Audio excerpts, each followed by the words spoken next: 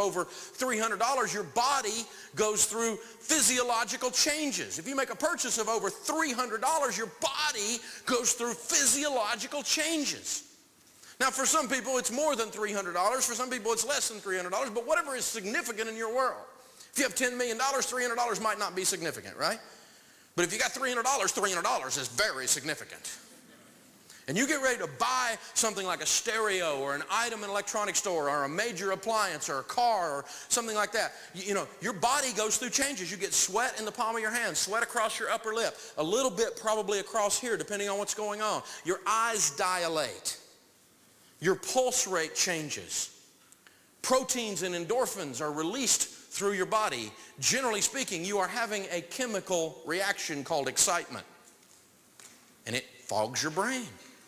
It locks you down. You're going, whoa. This is so strong that have you ever bought something when you were under the influence? And by the next morning you wake up and you go, oh, what have I done? Has anybody ever done that but me? Raise your hand. That's called buyer's remorse. When you wake up the next morning and you've got this buying hangover. That's so powerful that when I was selling homes in my early 20s, we were working for a high-end real estate company selling custom homes to rich people. And it's so powerful that we were having a problem. We'd get everything done, get the whole thing designed, get them to sign the contract, get the check, and the next morning a certain percentage of them would come back and try to get out of the deal because they had buyer's remorse. Let me out, I've changed my mind. I can't do this, I'm hyperventilating. And we'd have that going on. And so once we started realizing there was a statistical measure of this stuff, the company came in and trained us salespeople to teach about buyer's remorse. And so we would sign all these people up and we'd say, now listen, here's what's going to go on.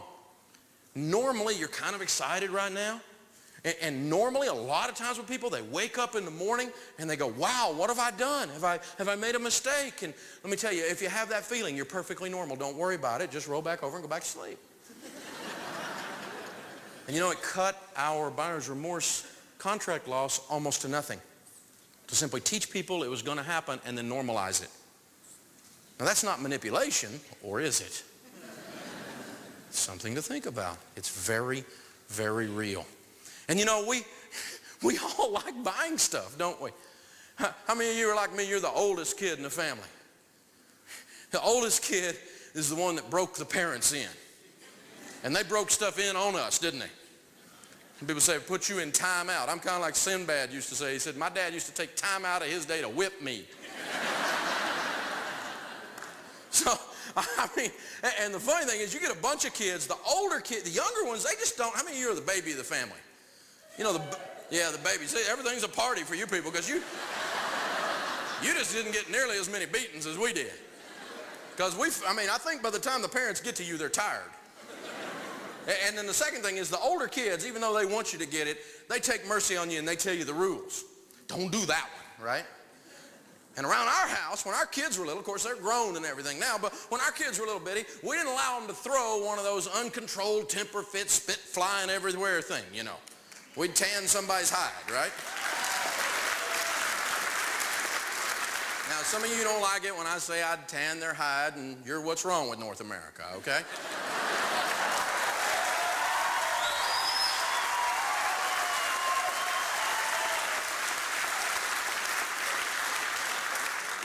Because I love my children, and so far none of them has stolen a car. We're doing good, you know?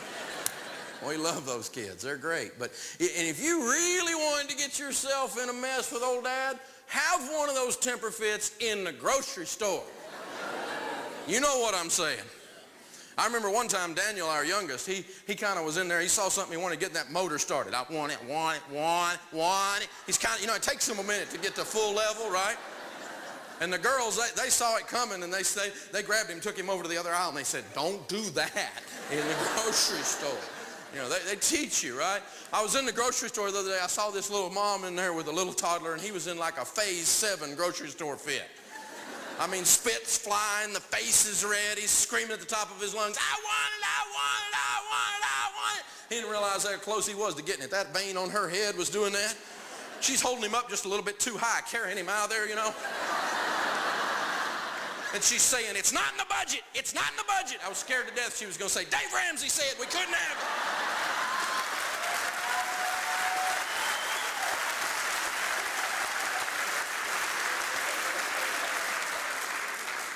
You know what I discovered? I discovered that I have, and you have, one of those grocery store kids living inside of me. I went over to the electronics store. They had the big screen plasma HD thing up. That kid woke up. I want a big screen. I heard a loudspeaker announcement. Big screen fit, aisle 3. I thought it was just me, and then I went to the furniture store, and there's this pretty little 27-year-old wife beside the leather couch. I want leather couch. It smells good, and you're going to get me one. I thought, wow. And I walked down the aisle, and there was another lady beside a china cabinet going, I don't care if we don't use our china. I want a cabinet to put it in. And then I went to the car lot. There's this great big old linebacker-looking guy, 350 pounds, standing beside a four-wheel drive truck going, I'd be a real man if I had a four-wheel drive truck. It never snows in our city, but it might. I might even go off-road just once. Oh, you think it's just the guys? I went over and about 3 aisles over by an SUV. There's a woman standing there. She's like, I want something safe and new with an airbag that's not your mother.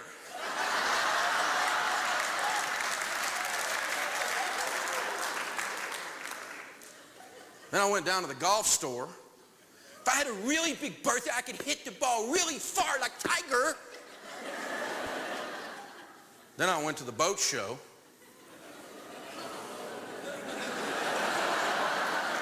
Old guy standing there with his camo on going, those bass are outrunning me. I need a bigger motor. Have I got just about everybody yet? All of us got one of those kids living inside of us, don't we? His name is immaturity. We all have a spoiled, red-faced kid living inside of us, and his name is immaturity. And if that child makes your financial decisions, you will be broke your whole life. Children do what feels good. Adults devise a plan and follow it. Adults have a different layer of fun, a different level of fun. It's mature fun.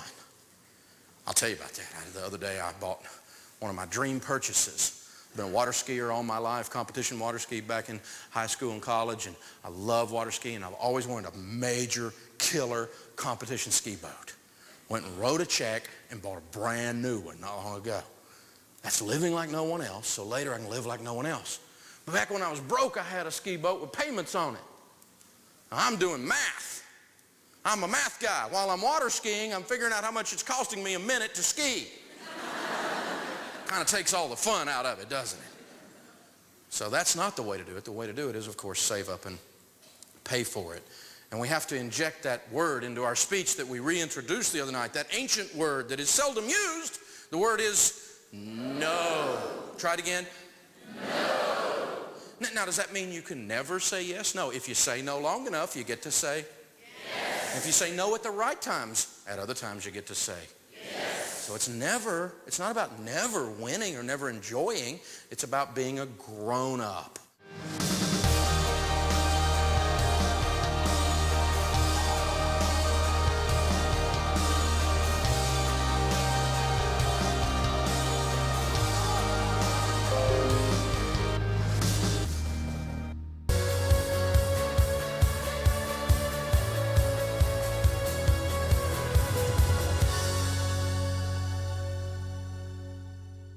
So, because you can always spend more than you make, you must develop a power over purchase.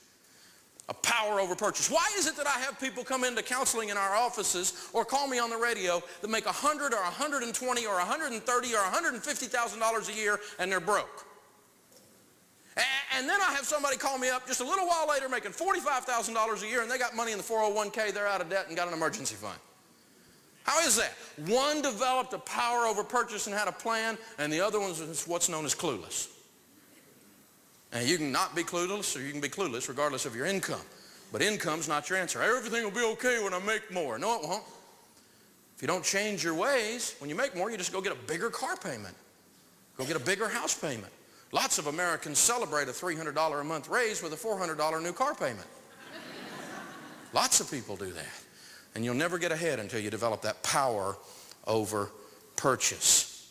So, let's look at these 5 things. If you do these 5 things when you're buying a major purchase, for most people, again, that's around $300 or more. It may be different in your household, but establish what it is, because Sharon and I have a rule. We've established that number, and if we're ever going over that number, ever under any circumstances, we talk about it first and we go through these 5 steps. The first one is wait overnight. Wait overnight. Why? So you can kind of get over that high. You can kind of let it calm down, back away from it, cool down. It'll be there tomorrow. Oh no, they've just got one. What is it, a Picasso?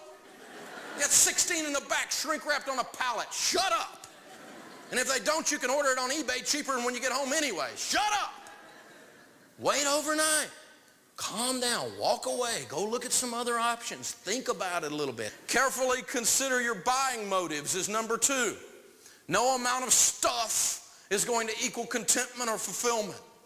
And if you're in a blended family situation, a divorced family situation, one guy told me in that, he said, Dave, tell people, please tell people, no amount of spending will get rid of any guilt you've got either. Don't medicate dysfunction with spending. Now, I'm not against stuff. I want you to get some stuff. I just don't want your stuff to get you. So is this a need or is this a want? Let me answer that question for you. It's a want. Needs are food, shelter, clothing, transportation, and utilities. Food. Looks like most of you are doing pretty good. Clothing. No naked people. Transportation. Oh, you want me to walk? I might do some of us good. Walk a little bit. I don't want you to walk 20 miles. But, you know, we have buses to ride. You're kidding. People die. They don't die. They just get on the bus and pay and ride. There's people that do that every day. Do I want you to do that? No. You could go get you a $500 garage sale car and ride back and forth to work, couldn't you? For a little while, and that's you're living like no one else. So later you get to live like no one else. So a nicer car, a nicer house, nicer clothing, a better situation is not a need by definition. It's a want. Is it okay to buy once? Say yes. Yes. But don't call up and tell me I needed a new car. You didn't. You wanted. We were forced to buy a bigger house. They had a gun. The language that we use is pretty amazing, isn't it? And it's reflective of how much rationalization we've done inside of our own hearts. And so we've just got to stop and go, it's a want, I've got the money, I'm buying it, it fits in the budget, shut up. Or it's a want, and right now, we don't have the emergency fund funded and we're fighting debt. Right now, we're not doing a want. Right now, we're going to stick with need. And we'll come back and do the wants later, and I've taught you how to do that over and over and over again. You just kind of have to think through this. See, what happens is I think we get happiness and fun confused. You can buy fun, but you can't buy happiness. It's fun to go on a cruise. I've been on several. They're great if you hadn't ought to. You know, it's fun. It's fun to go on vacation, take your kids to Disney World, isn't it? It's fun. It's fun to go to the beach. It's fun to have a boat. It's fun to go to the movies. It's fun to go out and eat. These are all fun things. It's fun to have some new clothes. It's fun. But they're not happiness. Because I figured out if you eat enough lobster, it tastes like soap.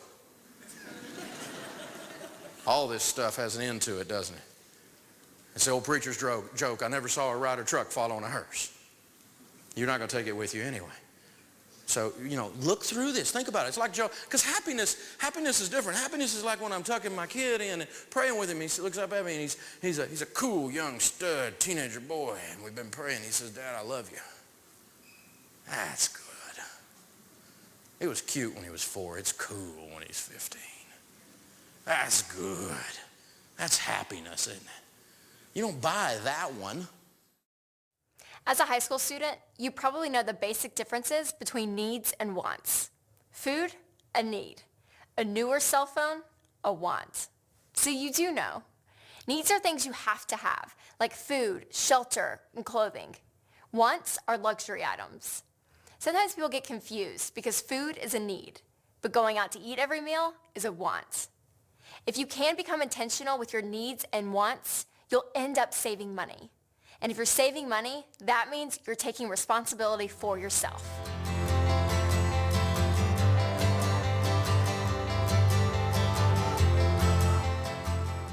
When I was 10, I bought an iPod because I thought it would make me the happiest girl in the world. And it did for probably about a week, and then it got old, and I kind of regretted the fact that I spent all my Christmas money on that one gift. I spend way more than what I actually have, and then I'll have to use my mom's card. Yes, clothes and shoes. I think my biggest thing that I buy that does not make me happy is shoes. I hate wearing shoes, but I always buy shoes, and I can't stand wearing them. I usually think about what I'm gonna buy like 3 or 4 times and weigh out the options. I spent $6 and bought iMovie for an iPad, and then I realized it didn't do what I wanted it to do. Shoes, I buy a lot of shoes. I really don't need them. I just buy them because I thought it'd make me happy, but it really don't. You know, you go to the store and you see that perfect pair of jeans or that perfect sweater and you say, this will make my eyes sparkle. You get it home, it kind of fades. It loses its luster. It doesn't always seem the way it does from that window, you know what I mean? Yeah, sometimes I'll see things that I really like, and then I'll come home and put it on, and then I don't like it anymore for some reason. Video games. There's been plenty of video games I've bought that are just like, I can't believe I spent $65 on this. Never buy anything you don't understand is number 3. Never buy anything you don't understand, particularly financial products. Don't buy insurance if you can't tell me how it works and why you need it. Don't buy investments if you can't tell me how they work. Now, we're going to cover insurance in the insurance lesson, so you'll understand it. We're going to cover investments in the investment lesson, so you'll understand it. But a key in those, even after I teach you, is don't buy it until you understand it. And if you don't get it when you went through it with me, go through it again and go through it again and talk to somebody, learn from somebody. Don't buy things you don't understand. Well, Dave, I'm very good at that. I research everything. I don't buy anything I don't understand. Right. And that DVD player is at home blinking 12. Can't even set the clock on it. Number 4, consider the opportunity cost on your money. Opportunity cost on your money is when you put money here, by definition, it cannot be here. If I put $4,000, $5,000 in a Roth IRA, by definition, I can't go on a cruise with that money. If I spend the money on a cruise, by definition, I can't put that money in that Roth IRA. So you lose the opportunity of the cruise when you do the Roth. When you do the cruise, you lose the opportunity of the Roth. One of the ways you're going to have a cost associated with having done something with your money. You lose the cost.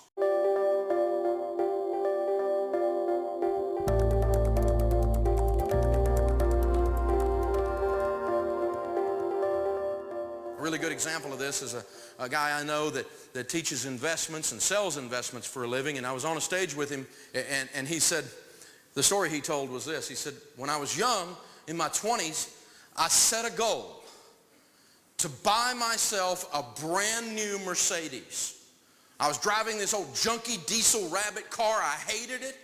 And I set a goal to buy myself a brand new Mercedes. And he said, Dave, I wanted a 1986 Mercedes. And he said, Dave, the model that I wanted was $40,000, and I set $40,000 aside in a mutual fund, and I promised myself the first year I made over $100,000 selling investments, I was going to take the $40,000 out of my mutual fund and go buy my dream 1986 Mercedes. The story goes like this. He took his $40,000 out because he hit $100,000 that year in his 20s. Sharp guy. Went over to the Mercedes dealer. Young kid gets out of a beat-up diesel rabbit. They wouldn't even pay any attention to him. The salesman's kind of got his nose up in there. He says, so how are you going to pay for this, kid? He said, cash. I just took it out of my mutual fund. The guy says, where can we test drive? He said, Dave, I got in the car, and he said, it was my dream. I could smell that leather, that Mercedes feel, that Mercedes smell. Everything was there. He said, Dave, I looked out the window. I saw that emblem out there, and that emblem was saying, you're a success. And he said, in case I forgot to look out there, there was one right there on the steering wheel. He said, I drove that car home. He said, they let me take it home. That's called the puppy dog close. RCA did it with televisions in the 50s, and it became popular after that. They'd send the television home for the evening. All the neighborhood would come around and see the television because televisions were rare at that point. And by then, you were so emotionally bought into it, you had to go take money back. You couldn't take the TV back. You're locked in once you test drive emotionally. So they let him take it home. He took it home. His wife says, that's it, honey. You've been wanting this. You've saved for it. It's been your deal. Your neighbors came over and said, man, you are the dog. You are killing it.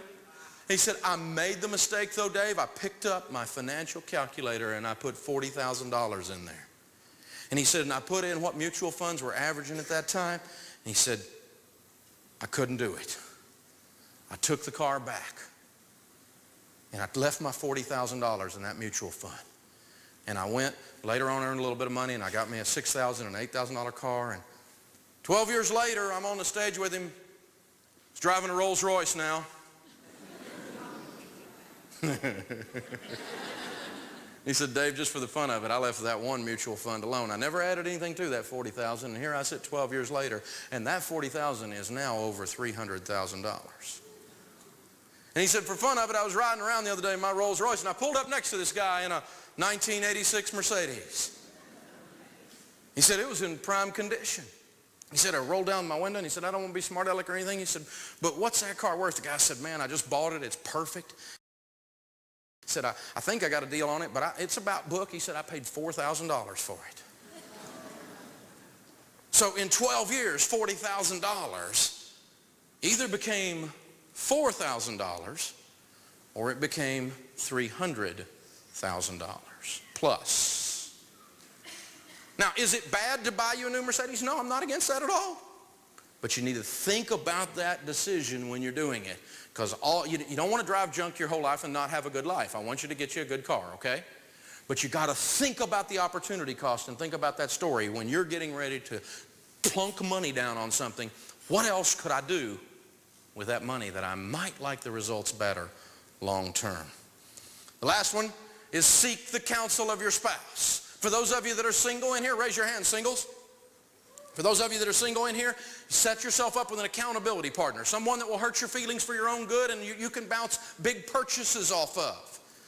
For those of us that are married, seek the counsel of your spouse.